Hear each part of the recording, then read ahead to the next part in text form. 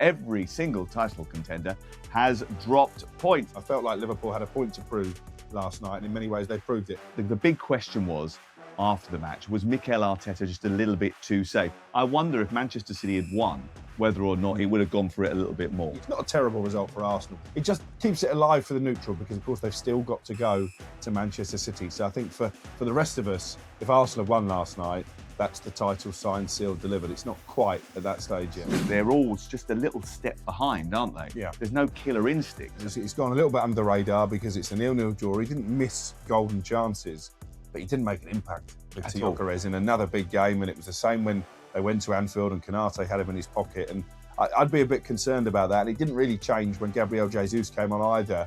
I do wonder when he's fully fit if Kai Havertz is going to be the main man up front for the rest of the season for Arsenal. I don't think Martinelli knew that it was a serious injury and he thought it was the end of the game and he was trying to waste a bit of time. But it was a really stupid thing to do. The reason it happened was because there is so much time wasting and feigning injury that goes on now that how can you be sure that he wasn't just trying to run down the clock? Absolutely. He shouldn't have done it. I'm not excusing it.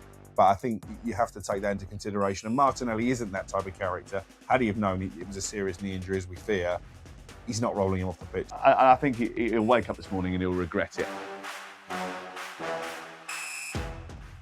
It's Premier League All Access, and it's been a busy week of Premier League action at the top of the table. Every single title contender has dropped points. Alex Crook is here. We'll get to Scott Minto in just a moment. What was your highlight of the week?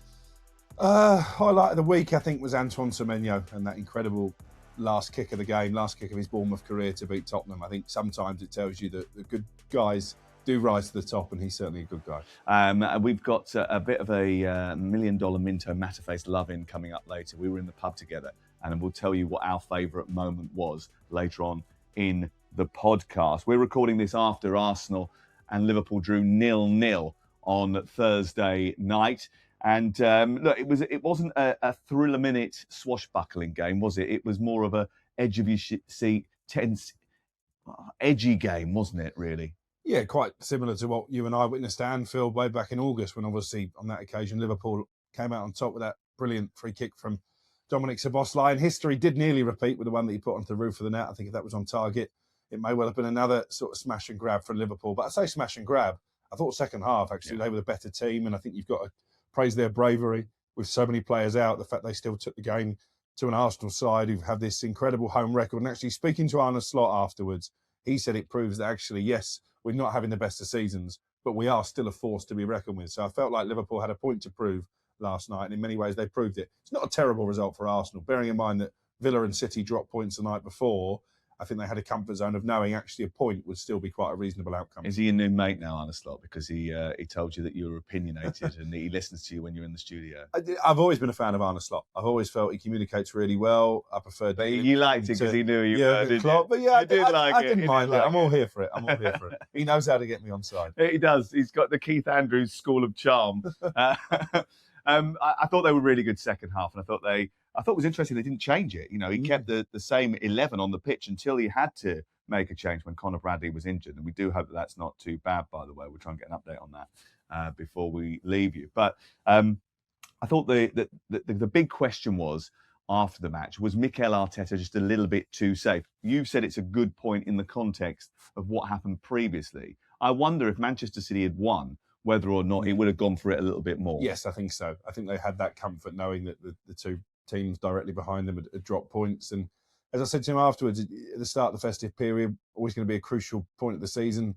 If I'd have said to you, you'd have come out of it 6 points clear, I think they'd have taken that, and I maintain that. But it just keeps it alive for the neutral because, of course, they've still got to go to Manchester City. So I think for the rest of us, if Arsenal had won last night, that's the title signed, sealed, delivered. It's not quite at that stage yet. So you were a little bit nervous, weren't you? Because you said to me before the game, we were walking up to the Emirates, and you said to me, if they win tonight, the title race is done, the relegation race is done. That's it. It's all finished. We'd be talking about whether Brentford could finish in the top 5 or not for the rest of the season. We're not going to do that. Of course, there's still a long way to go in both those two races. I thought it was really interesting that after the game, he said to you, Mikel Arteta, there was no shots on target allowed by the opponents. He seemed to have glossed over the fact that his goalkeeper gave Conor Bradley the opportunity to have the best chance of the game, which hit the crossbar. And actually, that was the best chance in the entire match, I think. That and when Frimpong went through in the second half, and I think if it was a different player, they'd have gone for goal because he's so quick, Frimpong. And actually, I think he grew in stature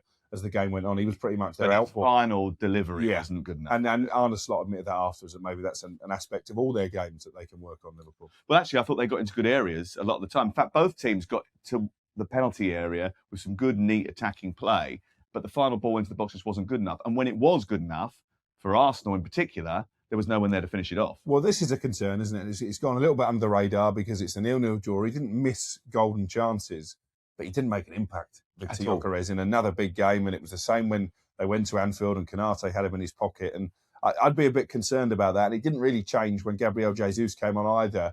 I do wonder when he's fully fit if Kai Havertz is going to be the main man up front for the rest of the season for Arsenal. Well, you would have thought so, because at the moment, when the ball goes into the penalty area, they're always just a little step behind, aren't they? Yeah. There's no killer instinct. So the Declan Rice ball in the first half was actually terrific. There was another ball in the second half, and it escapes me now who it was who put it in. But again, flash through the 6-yard box. You've got to get across the first defender to make the impact, and make it count. And they just don't do that, Arsenal. And that, I think, is a bit of an issue. I think they've done very well to find ways to win matches. And their wobble was winning matches narrowly and late in the end of November, beginning of December. But if they're going to go on and win the title, which we fully expect them to do, then they're going to have to make sure that they don't end up relying on those edgy 1-0 wins or 2-1 wins as the season goes on. Yeah, I mean, it's still only 2 defeats in the league all season, only one since that reverse at Anfield. So you can't question their mentality. Oh, their mentality's been brilliant. But I do worry, actually, when it comes to the Champions League, probably more in the Premier League, when you get into the latter stages there and you're coming up against European superpowers over 2 legs, you need your centre forward to make a lot more of a contribution than he is. You do, but also what you need in those games is brilliant defence, and they have. They've certainly got defense. that. They've got a fantastic defence, and despite the fact I think it's November the last time they were able to put their first choice back 4 out from the start, which is Timber, Saliba, Gabriel, and Calafiori. They haven't done that since November. Yet they still look so robust when anyone comes in. Now, obviously, they lost Nketiah to injury last night. Miles Lewis-Skelly had to come on. So that's, again, another disruption. That's been sort of like the theme of that little wobble period as well, is the fact that they've been interchanging that back. Particularly the left back, isn't it? They struggle to keep a fit left back. Yeah, well, Calafiori's got a history of never being fully fit for a whole season. He always picks up little niggling injuries, which is why I think Miles Lewis-Skelly has been kept around and was never even talked about in terms of going on loan, because although he's not getting much game time, and Nketiah has come in, they need him to cover. And they've played him a lot in the Champions League as well. He's not starting Premier League games, but he's started the bulk in the Champions League. I think the sort of, obviously the big headline was Gabriel Martinelli and Conor Bradley having a little problem on the sideline. As soon as Conor Bradley puts that ball out of play as he's tracking back into the right fullback position, I thought there was a problem with him because of the manner in which he attempted to clear it. And Danny went, "Oh, what's he doing?" And I thought straight away, this is an issue because he wouldn't clear it like that. Then he fell over and obviously he looked as if he was in real pain. I don't think Martinelli knew that it was a serious injury and he thought it was the end of the game and he was trying to waste a bit of time. But it was a really stupid thing to do. It was. And, obviously Gary Neville made some quite explosive comments during the TV commentary, probably went a little bit too far. Again, I'm not just saying it because it was nice to talk sport, but I think Arne Slot did really well diffusing that. And I make him right. The reason it happened was because there is so much time wasting and feigning injury that goes on now that how can you be sure that he wasn't just trying to run down the clock?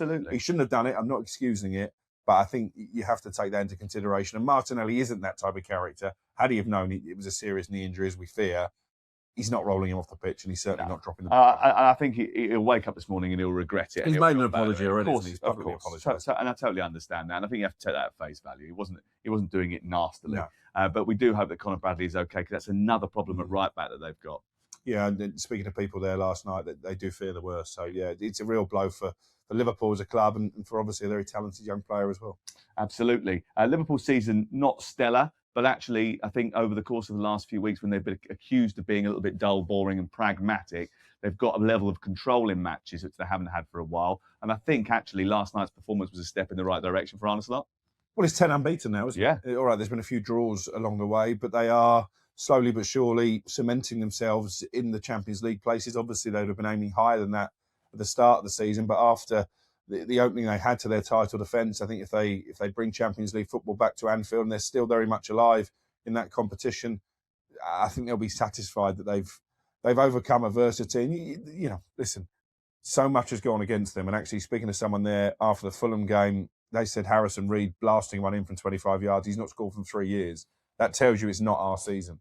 And there's been so much that's gone against Liverpool, right back to obviously what happened. Absolutely. The tragedy with Diogo Jota, that maybe it's just one of those seasons where you almost have to write it off. Absolutely. And you know what? Sometimes it just goes like that for you. But actually, to finish fourth in the Premier League this season, if they do that, they might even finish third. You never know. They've got opportunities as the season goes on. And I still think they're going to be one of the teams who are going to be there at the business end of the Champions League. Florian Wirtz was excellent last night, by the way. Yeah. He was great. Asked to play in a sort of false number 9 position, but that really meant he was dropping deep to make an extra midfielder. Well, it meant that Frimpong that worked really well. Could go either side, and they used. I mean, Frimpong's pace was such a real danger for them. Actually, in the first half, Timber playing in that inverted position caused real problems for the left back on the Liverpool left, Gyokeres, because the issue was Saka or Timber. Which one do you follow? And in the end, Gakpo had to come back and follow Timber. That meant that there was no threat the other end. So, tactically, I thought it was quite a good little chess match as well last night. First half, I think, belonged to Arsenal. Second half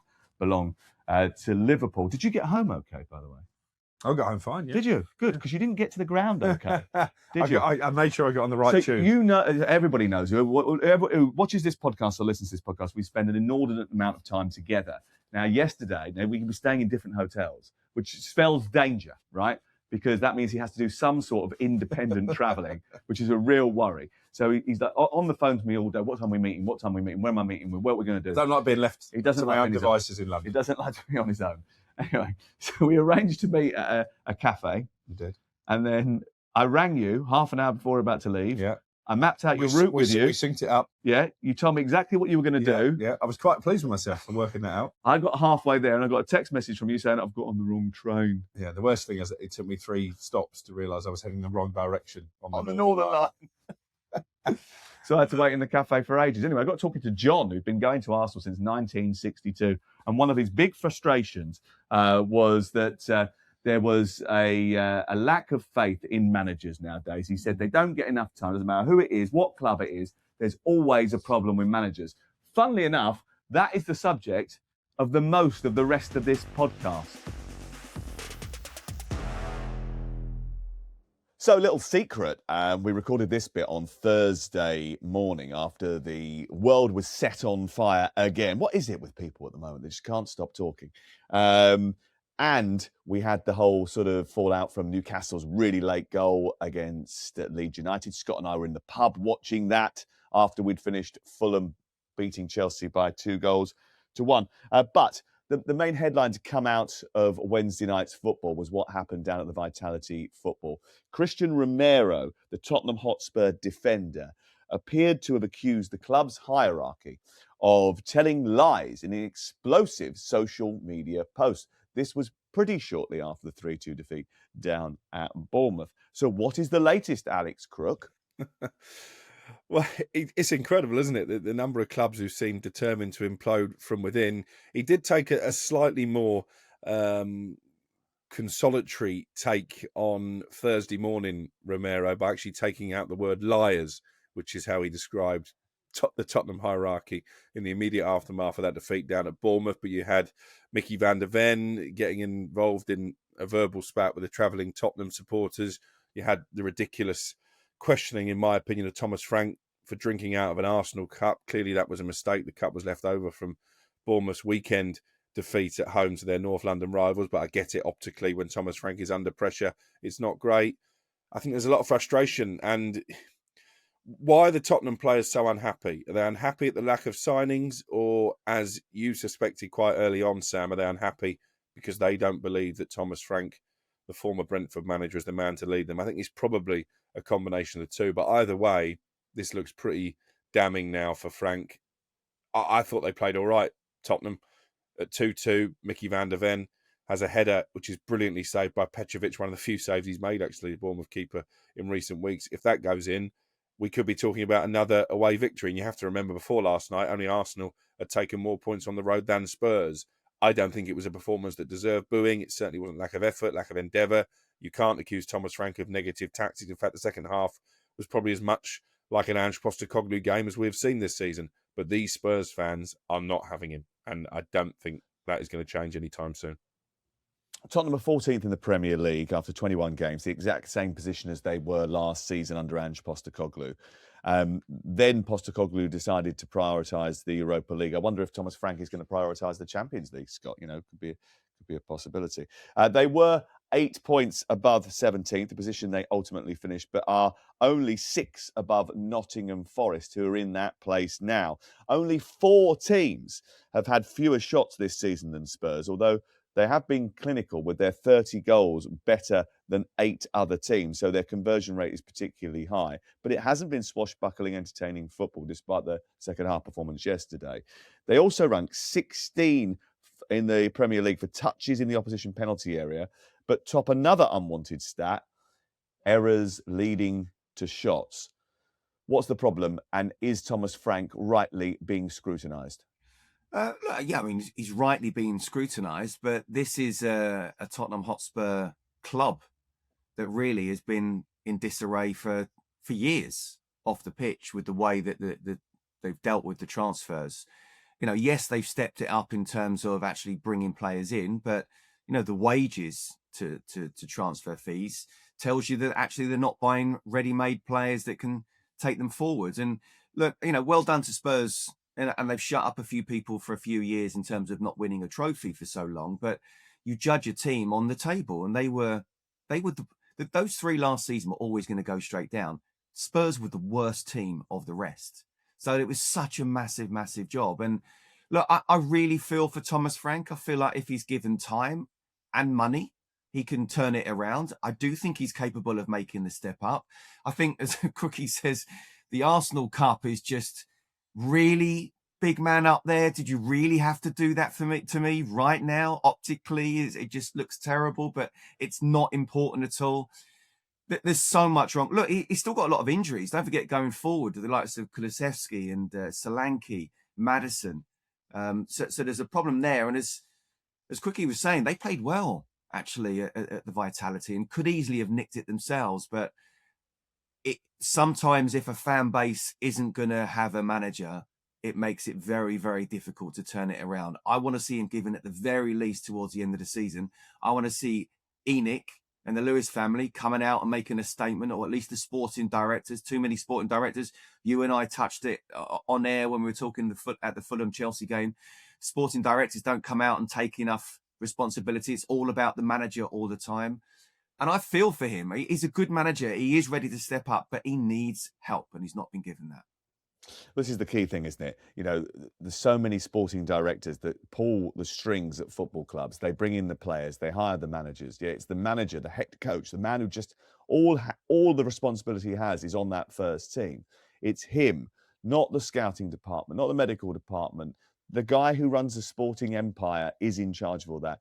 We, as journalists, need to sharpen our focus on those people. We must focus on them a little bit more now, because the head coaches are getting a lot of flack. They draw the ire of the supporters when things don't go wrong. But actually, the people that make the biggest decisions in the football club in terms of personnel are the sporting directors, and they need to come under our glare. And that's our responsibility to make sure that we do that. Fabio Paratici is the man at the moment who is in charge of this window. Whether or not he's still there at the end of the window is a different matter, Crook. But I said to you on air a week ago that they will not spend money in this window. And I suppose what Christian Romero is alluding to is just that, isn't he? Yeah, and I'll take you back to that seismic night when Daniel Levy, out of nowhere, was relieved of his duties.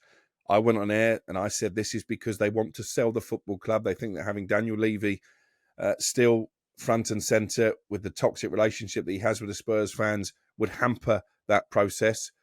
Tottenham sources hit back at that. They said, no, the Lewis family are invested. They're in it for the long haul. They just want to prioritise sporting success. And I remember saying to you at the time, let's see if they actually put their money where their mouth is. They want to sell the football club. They're not interested in pumping hundreds of millions into the team. Otherwise, they would have done it in the summer. Why wait until the end of the transfer window to get rid of Daniel Levy? I think a lot of Tottenham fans have been fooled into thinking this is going to be a brave new era. It's not, guys. It's the same ownership. It wasn't Daniel Levy who was reluctant to spend money. Okay, he was a very frugal operator, but he was simply acting under instructions from those above. Newsflash, they're still the same people making the big decisions. What is really interesting, and going back to the sort of debate about sporting directors and head coaches, I suppose, is that over the last 6 months, let's say 6 months, we've seen a trend where the football people have started to bite back at the business people.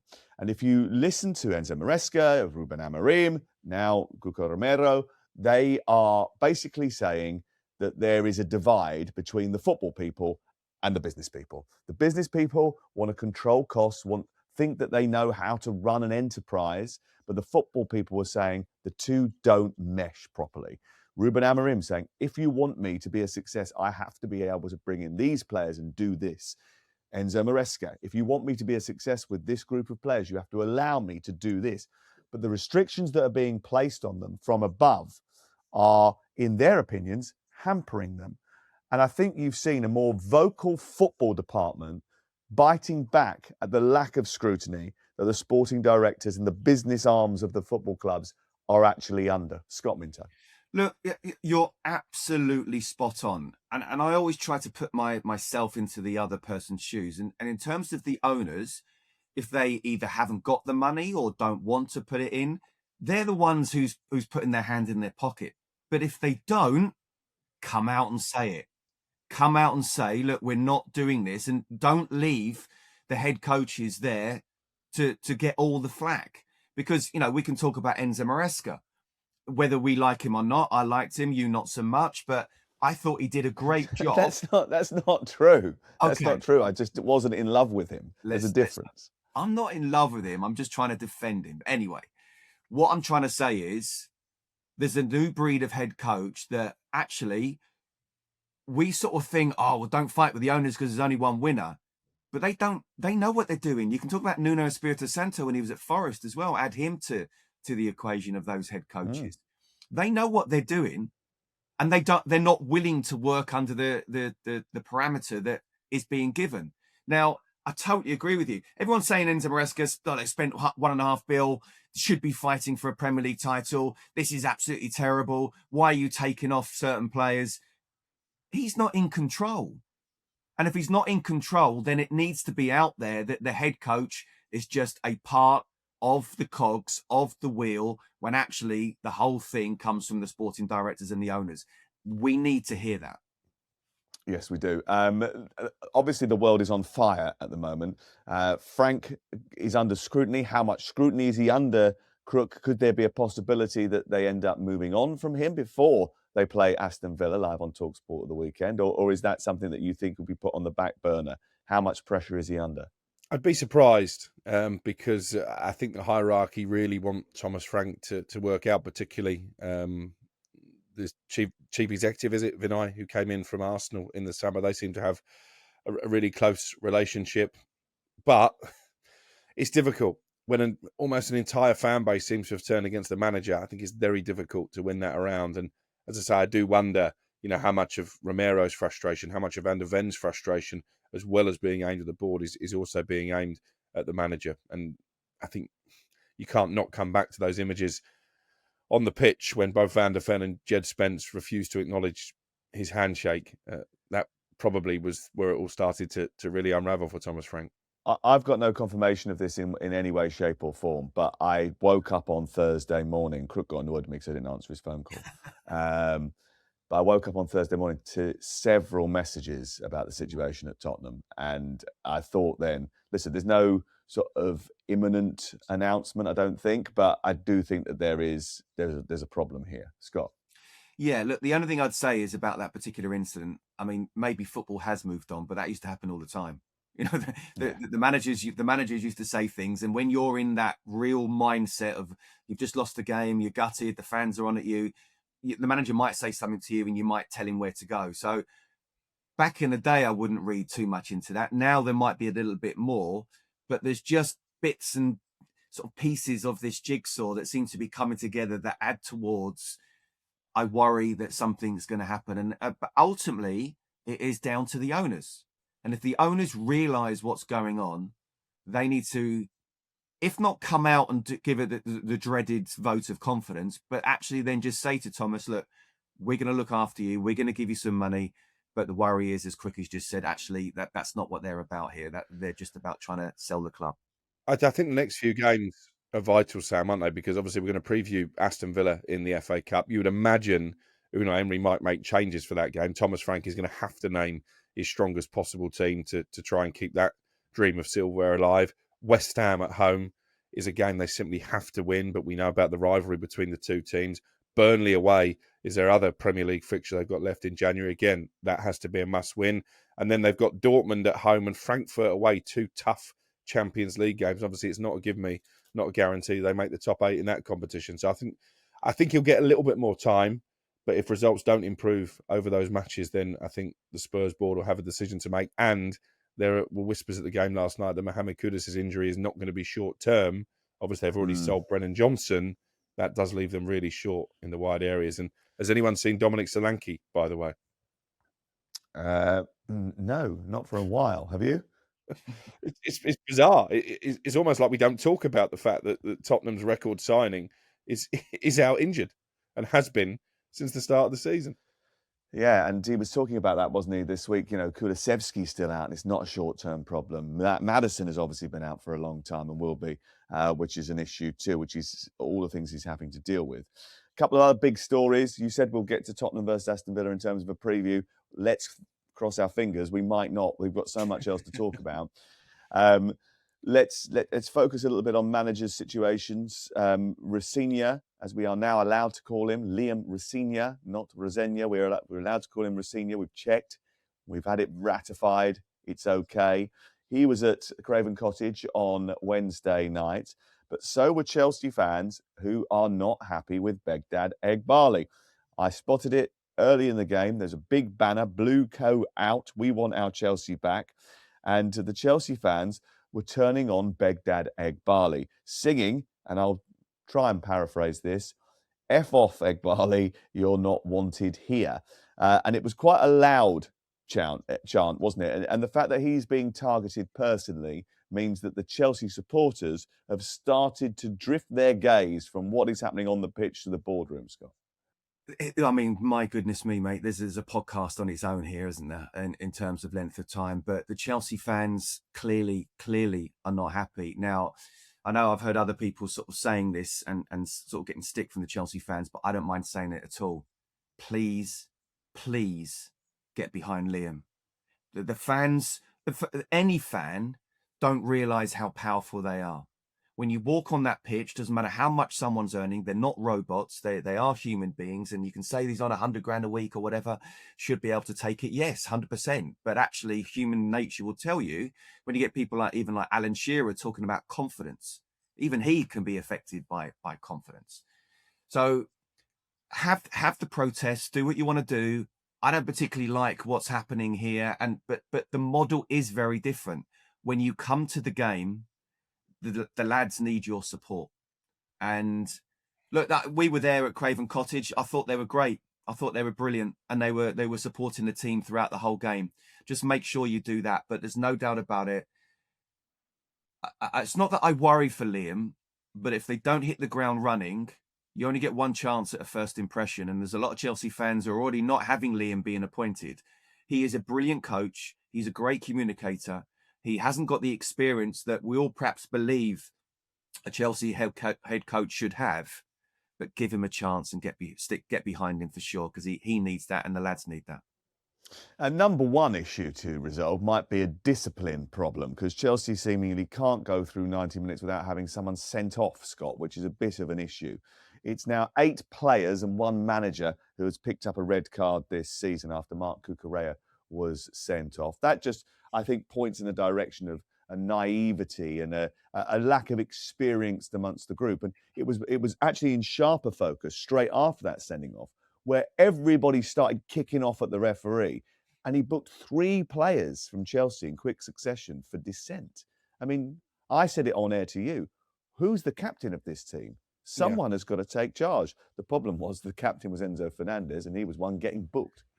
Well, this has been a long-standing problem, isn't it? You know, I go back to, was it Nicholas Jackson against Newcastle last season? Was it when he got that ridiculous red card? Obviously, Enzo himself was sent off against Liverpool, maybe harshly, but for over celebrating a goal. But again, this is a byproduct of the model, isn't it? If you invest in young players who maybe aren't as emotionally intelligent as some of the more senior players in the Premier League, they are going to react in an emotional manner, and that's what we saw at Craven Cottage. And obviously Gyokeres' red card was terminal. You know, Fulham are in a good run of form, 6 games unbeaten now, particularly strong at home. You can't go into a West London derby and lose a player so early and expect to win. But again, your brother, I think it was, on our WhatsApp group, Sam, was saying Chelsea need to learn that when you've got 10 men, you're probably not going to win the game. So I didn't watch the game in detail as you guys did, but that told me that even with 10 men at 1-1, they were still trying to chase the winner when maybe it should have been more about damage limitation at that stage.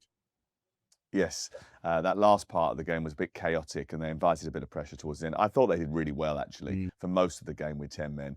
And Liam Delap in particular. Yeah, that's exactly what I said on air. Liam Delap, I thought, played brilliantly, holding the ball up so well up front. It was his best performance in the Chelsea shirt, and he was rewarded with his first Premier League goal for Chelsea. Talking of strikers, Benjamin Šeško burst into life on Wednesday night for interim boss Darren Fletcher. He had more shots in the game against Burnley than any other Premier League player has managed in any match this season so far. Maybe he is going to be unlocked in this new era. But what era is it? Because the supporters, Crook, seem to be quite excited about Ollie being back at the wheel. Yeah, they do. I think they've been hoodwinked a little bit, to be honest. I love Ollie as a player, and obviously I remember the giddy days of his last spell in interim charge, but I also remember how it ended. I was at Vicarage Road when the away fans turned on one of their own, and, you know, it was pretty grim to watch, and the results in interim charge were very different from the results when he got the gig permanently. He was reliant on Michael Carrick and Kieran McKenna to do most of the day-to-day coaching. Obviously, if he does get the job, and he is still favourite, as we reported on talkSPORT way back on Tuesday night, then there's a possibility Carrick, I think a strong possibility that Carrick comes in as interim assistant, but they won't have Kieran McKenna this time. I wonder the motivation for this. Now, call me a cynic, but when Ruben Amorim name-checked Gary Neville in that astonishing rant at Leeds that ultimately sealed his demise last weekend, that told me that he believes the hierarchy are heavily influenced by what ex-United players, in particular the class of 92 and Roy Keane, say in the media. Now, what they know, Ineos and the Glazers, because they were the ones who appointed Solskjaer last time round, that if they do give him the job, Gary Neville, for one, is not going to come out and criticise his old mate, because he never did first time round, nor is Paul Scholes, probably nor is Roy Keane, because he absolutely loves Ollie. He knows it's going to get they know it's going to get the fans on side, as it did at Turf Moor. So is this just a way of taking the heat off them for the rest of the season? Yes.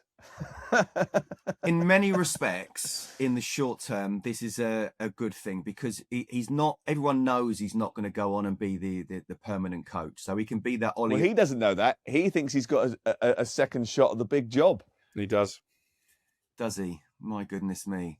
So, look, he's a United legend. He's an incredible human being. You can see that, and I felt for him, and I've got no, favours for Manchester United when it went towards the end. He was clearly out of his depth at the end, and he was an emotional wreck by the end. He literally cried on TV. Yeah, and I really felt for him, and he's again a good guy, United legend. And I think for the reasons that Crookie's given, and I do think, and I will add Roy Keane in that as well, because none of them criticised him at the time, and when they would have gone at other managers, and I get that, not just former teammates, but they went through so much together on and off the pitch. So in many respects, to take the heat off from a media point of view, but two things. One, Manchester United hierarchy should not be worried about Gary Neville, Alex Crook, whoever, what people are going to be saying. So the fact that Ruben Amorim even mentioned Gary Neville and other pundits tells you that they are influenced about either what they're saying publicly or maybe even privately to them. And secondly, this is Manchester United. We talk about how well run a club is like Brighton, where as soon as they appoint one manager, they almost know who the next manager is going to be, however long that manager is going to be in charge for. Manchester United have sacked Ruben Amorim. They've put one interim manager and they're going to put another interim manager, and they're going to wait to the end of the season and probably see what happens and who they can speak to. That in itself tells me that Ineos don't really know what they're doing. Yeah, and I think that's the key point, isn't it? You know, the Gary Neville, the Roy Keane, the Rio Ferdinand stuff, the Scholesy stuff, those people are all great people with Manchester United at their heart. I'm privileged enough to know some of them better than others, and they all want Manchester United to succeed. That's their core motivation. They're also all very good broadcasters who get a lot of attention because what they say holds weight with supporters because of their experience and their unbelievable collection of medals. But football clubs cannot make decisions based on what is being said outside the football club. They have to have a long-term strategy, a long-term plan, recruitment philosophy, and they have to have someone who is strong enough to be in charge. At the moment, Manchester United, as we said on the previous podcast, do not have any of that. That is a problem. It has been a problem for a long time. It continues to be a problem, despite the fact that Jason Wilcox is now the sole technical director of Manchester United. But that is a different matter. I think with Ollie, look, you said he was an emotional wreck at the end. Again, I'll just say that he cared. He really cared. He wanted to do a brilliant job. He is one of the nicest people I've ever met. I actually thought he did a really good job at Manchester United. And when you look back through the lens of where you are now and what was happening then, I think he deserves more credit than he's given, actually. And I think that he's steelier than you think. I think behind the scenes he can be a little bit steelier, but he's a very committed individual, and I wish him nothing but the best. But I do think that it does sort of say a lot about the organisation. It really does. Yeah. And I think they think they're going to get Thomas Tuchel in the summer. Well, Thomas Tuchel will last about 6 months under this lot because he will just. He falls out with a lot of people anyway. He has done historically. He's not going to put up with nonsense if the recruitment's not right and the structure isn't right. And there are whispers that the Jason Wilcox position actually is maybe not as stable as he thinks, and that's correct because you talk about sporting directors not taking accountability, and I was apoplectic when he gave an in-house interview, Jason Wilcox, in the wake of United winning at Anfield. Wasn't asked any proper questions and was basically just doing that because they'd had such a historic win. Actually, if we got him on this podcast, we'd ask him, what on earth were you doing with Erik ten Hag, conducting this beauty pageant of potential replacements and then giving him a new contract, having completely undermined him? What went on with Dan Ashworth? Why did you and Omar Barada help force him out the door after your boss, Sir Jim Ratcliffe, told us he was the best in class? And with Ruben Amorim, why did you only sack him because he called you out in public? Why didn't you fire him after that debacle of a Europa League final in Bilbao? Why didn't you fire him after he got dumped out the League Cup by Grimsby? Why didn't you fire him after he failed to beat 10 men of Everton at home because he was too wedded to a system? But we're never going to get the opportunity to ask those questions. And this is probably the point that Christian Romero is making. There are too many people in positions of power who probably don't have the credentials to back it up. And we go full circle. We started the podcast, or this portion of the podcast, talking about just this, how it is our job now to shine the spotlight on those people who are responsible for making the biggest decisions at the football club. And we must continue to do that. There is an FA Cup third round this weekend, of which we are supposed to have done quite a big preview. But we still haven't finished with our managerial merry-go-round because on Tuesday night, Nuno Espirito Santo saw his team fritter away a 1-goal lead. Could have been 2, actually. There was a VAR call that went against them when they could have gone 2-0 up West Ham. But he's come under serious pressure as well, Scott. Is that fair? We spoke last week about West Ham needs a really good January window. If he's having an influence in it, then how can you sack a guy when you're bringing in players after 2 or 3 games and the players haven't had time to properly bed down? Which is, let's be clear, he is having a major influence on it. Yeah. If he were to get sacked, you would almost bring in a Nuno Espirito Santo, wouldn't you? So my worry is that you just keep doing the same thing, then the same thing's going to happen. But that's why this window is so important. I personally think Nuno's a really good manager or head coach. I think he's really good. He clearly hasn't got the tools. But it seems I worry so much. I look at the table. I mean, they were two big games, to lose to Wolves and to lose to Forest. And I thought they were unlucky against Nottingham Forest, but they lost both of those games. So I'd like to see Nuno still in charge, personally. But boy, a couple of players have already come in, might need a couple more, and then hopefully that can turn things around. Even if they do manage to turn it around and start putting some results together, the gap to Nottingham Forest is 7 points. The gap to Leeds is 8. That is, I think we're probably suggesting that Manchester City haven't got any chance of bridging the gap to Arsenal if Arsenal have beaten Liverpool and Manchester City drop points in midweek. And they're teams that are in form bridging an 8-point gap. We talked about West Ham bridging an 8-point gap, 7-point gap. It's going to be very, very difficult for them to be able to do that going forward. Again, the sporting director conversation or the running of the club conversation comes into this scenario as well, doesn't it, Crook? Because basically, West Ham have been hampered by the fact that the recruitment's been so bad for so long, but the manager hasn't been doing it. Now they've decided to give a little bit of power to him. The two players that have come in have got his fingerprints all over it. So what happens next at West Ham? Well, listen, I'm not as convinced as Scott that Nuno has proved himself to be that good a manager in this role. I think certainly a couple of those early games, Leeds away stands out. I think it was Brentford at home when they got absolutely battered and he was playing fullbacks out of position and plucked Andy Irving from nowhere. I don't think he was trying to make some kind of statement to the board, but it backfired big time and those results look really costly now. But in terms of the recruitment, I think West Ham fans are right to be concerned about what they're doing in this window because they've spent the best part of £50 million on two strikers, one coming in for the Portuguese league. Yes, he had a good goals per game record over there, but it doesn't always translate, certainly not in a relegation battle. Castellanos, 2 goals in Italy this season. What happens if, as we all fear, they go down? They're not going to play in the Championship, those players. They're not going to get their money back. So I think financially, they look like really bad calls. They're trying to bring in Adama Traore on an initial 6-month deal. That looks a little bit more sensible because if they do go down, they can get rid of him.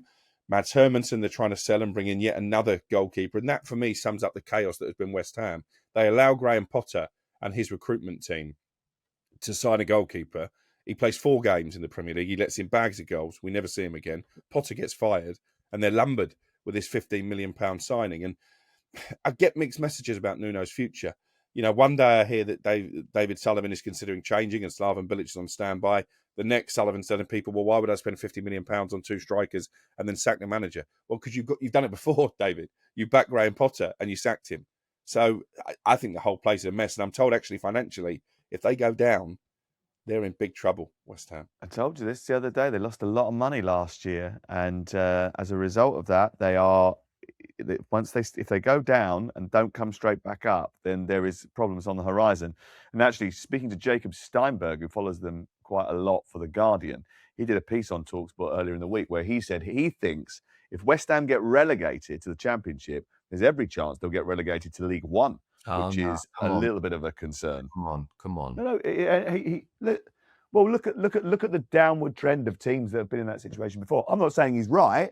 I'm saying that's what he said. That is the feeling of people that are around the club and that spend time in the club. And you talk about the mixed messages. The mixed messages come from the fact that there is no real structure at West Ham United. It's all just a little bit of a mess. David Sullivan's word is the law, and he gets influenced by different people on different days.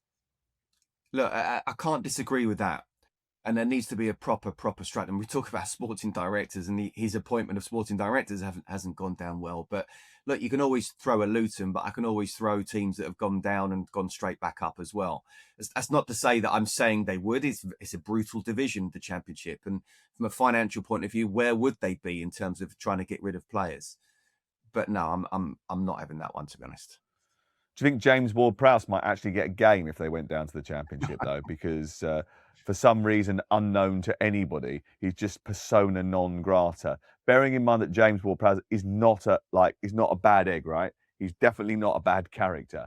So why on earth Nuno Espirito Santo has decided that he will never be used again is ridiculous. Bearing in mind that you probably need experienced, good characters in your team. He was in the England squad for quite a while.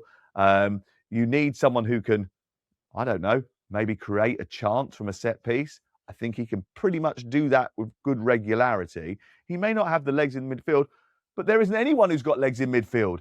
So you might as well have someone who's got other weapons involved. I really don't understand it. And if you think that, with all due respect to the former Kaiserslautern midfield player, Andy Irvine, that he is a better squad member than James Ward-Prowse, I have to question your judgment.